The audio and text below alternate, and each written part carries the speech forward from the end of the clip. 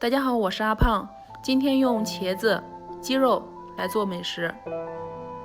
首先把鸡肉清洗干净，再放到煮锅里面。接下来切点姜片，准备一点小葱，打成葱节，加入葱姜，再加入料酒，最后加入清水烧开。烧开后把浮沫撇出来，因为浮沫对人体不好，所以一定要撇干净。然后再把鸡肉捞出控水，先放到漏篮里面。接下来准备一点香叶、桂皮、八角、草果、姜片、花椒，喜欢辣的加一点辣椒，再准备一点小葱。再次把鸡肉放到锅里面，加入之前准备好的大料，加入热水没过鸡肉，盖上盖子，开大火烧开。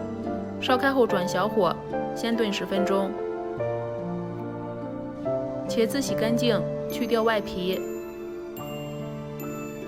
然后把茄子对半切开，再对半切开，最后切成茄丁，装入碗中，再倒入鸡肉里面，盖上盖子，再炖30分钟。准备1小碗毛豆，用清水清洗干净，洗好之后用滤网过滤一下。鸡肉现在也已经炖得差不多了，茄子也已经煮烂了，倒入毛豆，盖上盖子，再煮10分钟。出锅前根据个人口味加入食用盐调味。煮到鸡肉软烂，茄子溶于鸡汤里面，这种状态就可以了。夏天大家都不喜欢吃太油腻的，所以今天就分享了一款超级清淡的。